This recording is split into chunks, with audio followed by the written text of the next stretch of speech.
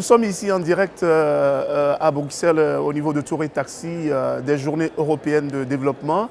Nous sommes à la 12e édition et cette édition rassemble des jeunes, des femmes, des gens venus des quatre coins du monde pour parler de la question du développement, la question de l'immigration, la question de l'environnement, la question liée à la démocratie, à la bonne gouvernance. Mais cette année, l'accent est particulièrement mis sur les femmes et sur les jeunes. Pourquoi les femmes? Parce qu'on sait que les femmes constituent plus de la moitié de la population mondiale et qu'elles sont soumises à la discrimination dans tous les domaines, que ce soit au niveau de l'emploi, au niveau salarial. C'est les femmes qui payent le lourd tribut. Or, on sait que les femmes également sont vectrices de développement. C'est pour ça que l'Union européenne, la Commission de l'Union européenne a voulu centrer cette année sa 12e édition sur les femmes.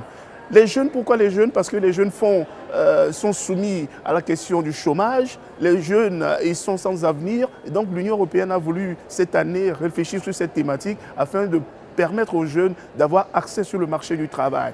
En ce qui concerne l'Afrique, il s'agira également de parler de l'immigration, comment créer de l'emploi au niveau des pays du Sud pour que cette immigration pour que ces jeunes puissent être occupés par les emplois afin de ne plus migrer vers le Nord. Il s'agira également de réfléchir sur l'environnement parce que si ce sont les pays industrialisés qui ont pollué la planète, l'Afrique paye un lourd tribut au niveau des inondations, au niveau de la famine, au niveau de la sécheresse. L'Union européenne a voulu mettre l'accent sur la question environnementale afin que cette question ne soit plus à l'origine de l'immigration vers le Nord.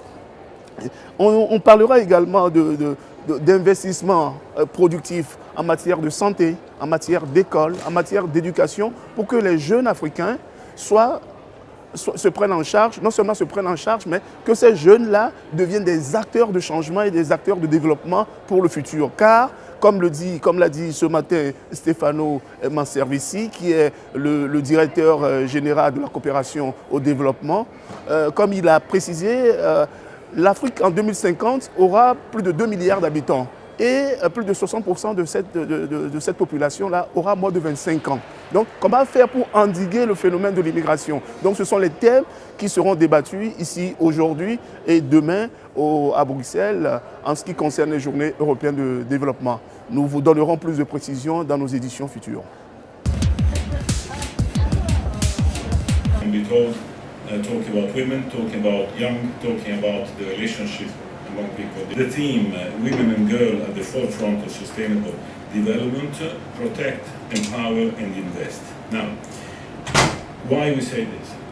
You remember probably that in our European Consensus for Development, which is based on the Agenda 2030, the Sustainable Development Goal, we said certainly we have to address the need of people.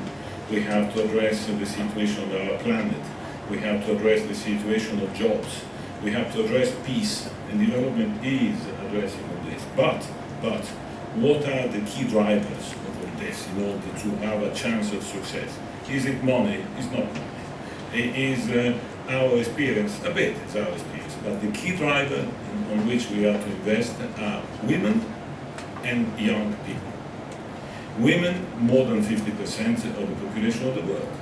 And still, this big part of the population is still subject to violence, subject of discrimination, and subject of poor empowerment. If this is not addressed, it is obvious that we can do all what we want to develop, to spread money, to invent good projects.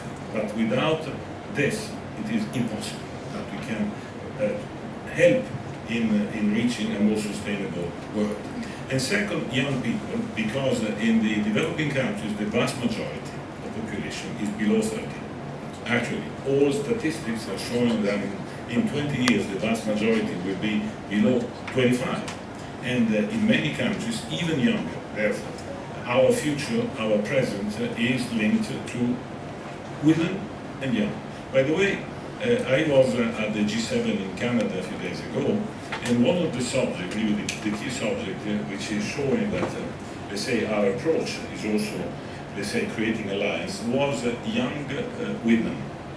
Specifically linked together these two aspects, women and young persons, because these are the moment of life in which either change can happen and therefore participation, ideas, criticism are shaping a bit the agenda, or opposite will be extremely difficult. So I would like to recall in this context what we are doing already in order to bring forward the gender agenda. And that I don't like the truth to call it gender agenda. We are not talking about a sector among others. We are talking about a way of looking at the problem and looking for solution. It's not another gender. There is water, there is energy, and then there is women. It's not this. Our approach, and we will try to explain all along these days, is precisely the contrary. Is that the women point of view, the women's situation should suggest situation across all the other fields of action. And we are trying to let's say, to be consistent with this. You know, the gender action plan that will be discussed at length. There will be sort of a conclusion in the second half of the year about physical and psychological integrity, about empowering and about ending discrimination. But there is already ongoing another important initiative, which is called the Spotlight Initiative. Spotlight Initiative is quite innovative, I think, as an idea, because basically we said, let's take the United Nations. Let's take United Nations simplified, if I may say so.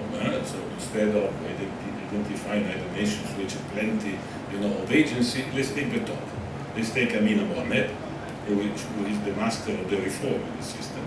Simplification, transparency, efficiency, and then let's set together an objective. Together, UN and European Union to put in motion an initiative which is against violence against women.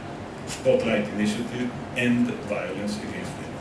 And then we are translating this into actions in the different continents. We are addressing femicide, for example, in Latin America. We are addressing trafficking of human beings in Asia.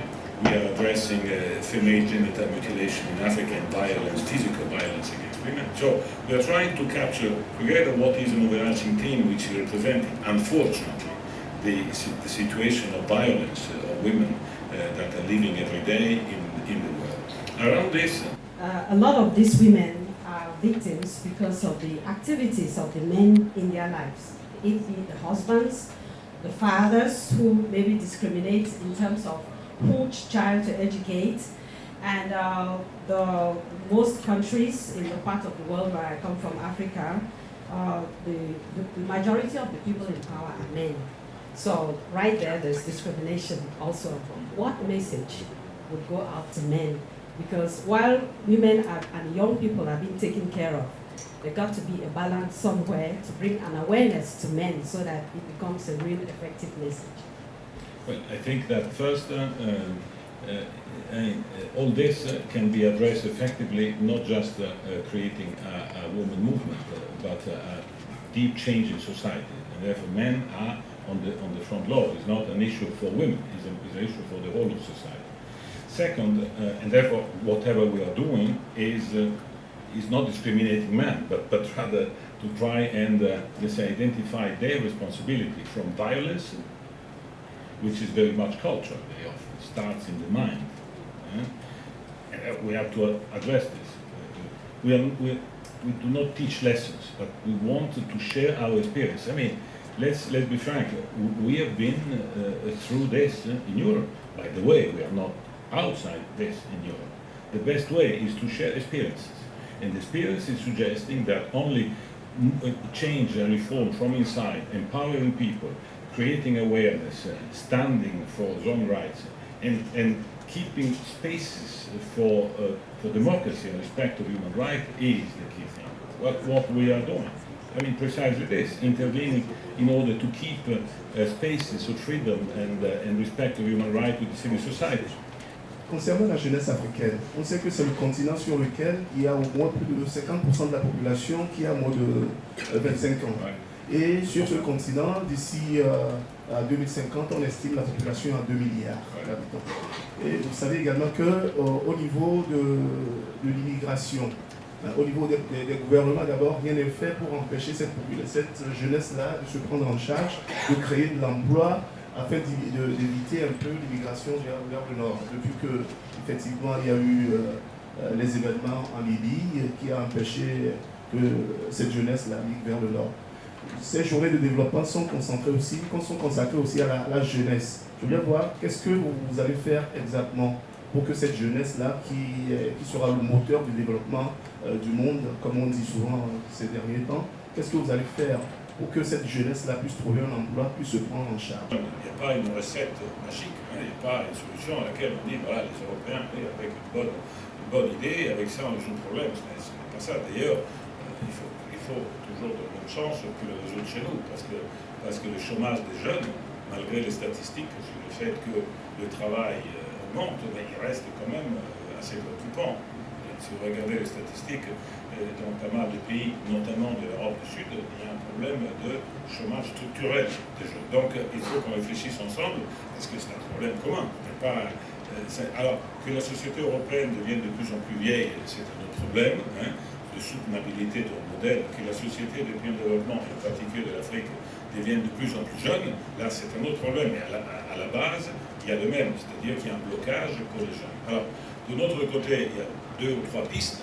La première piste est celle d'avoir, disons, le focus, comme je dis, sur les jeunes, parce que n'importe quelle action qu'on fasse, que ce soit dans le domaine de la good governance, que ce soit dans le domaine de l'éducation, de la santé publique, etc., la question jeune doit être claire. C'est-à-dire on doit avoir en tête comment un jeune perçoit, peut être protagoniste, peut créer et doit être aidé, entre guillemets, en partenariat pour, disons, être un peu l'acteur du changement. Deuxième chose, c'est qu'on a, comme vous savez, un gros programme. On est en train un peu de changer notre approche depuis des années par ailleurs, et soutenir les investissements productifs qui créent de l'occupation, qui créent du travail, qui créent non pas de petits boulots, mais qui créent un travail qui puisse donner un futur à chacun et à chacune. Et donc, investissement pour création d'emplois soutenables. Ça, c'est une autre piste sur laquelle une bonne partie, vous savez, le plan européen d'investissement, et d'ailleurs, là aussi, toujours de la même approche. On a créé en Europe un plan européen pour les investissements, pour créer de l'occupation, pour créer de l'emploi, pour créer, surtout donner des possibilités aux jeunes. Et on a créé un plan externe d'investissement qui vise en particulier l'Afrique, parce qu'il y a des communalités, il y a des choses en commun. Et en Afrique, encore plus, je dirais, fort, parce que la situation statistique et démographique est celle que vous avez appelée. Donc, investissement pour créer de l'emploi soutenable. Ça, c'est la deuxième chose. Troisièmement, c'est un peu la même discussion qu'on a eue pour les femmes. C'est pour ça que j'ai voulu commencer en disant femmes et jeunes, ce sont les 2 aspects clés. Et c'est un discours, un espace de liberté pour pouvoir faire en sorte que les jeunes et les femmes puissent avoir, disons, non seulement un mot à dire, mais qu'ils puissent s'organiser pour être le changement. Il n'y a pas que, je dirais, peu de femmes au gouvernement, comme présidente, ou comme dans le Parlement, mais il y a, disons, une classe dirigeante qui est assez vieille, non, assez vieillotte, que ce soit en Europe, mais certainement en Afrique. Il y a une tendance à la reproduction un peu, non? Alors, disons, là aussi, pas qu'on va imposer quoi que ce soit, mais certainement, disons, faire en sorte que les espaces au niveau de la société civile, les capacités de réforme, de proposition, soient là. Donc, ça, c'est un peu notre approche, de travailler sur ça et d'appeler la responsabilité aussi de nos partenaires. Ça, c'est clair que pendant ces deux jours-ci, du point de vue surtout de la femme et du genre, mais ayant en toile de fond aussi, je vous dis, au Canada, la discussion était sur les jeunes femmes. Au début, les gens disaient, tiens, c'est un peu étrange, c'est un angle un peu particulier. Mais après, dans le cadre de la discussion qu'on a eue, on se retrouvait plus ou moins sur ce qu'on va faire ces deux jours-là. Empowerment, opening spaces, creating jobs.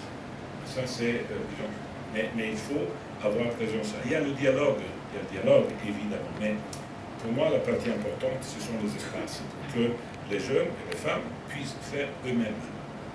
Ça, c'est le point essentiel. l'environnement? Pour l'environnement, oui.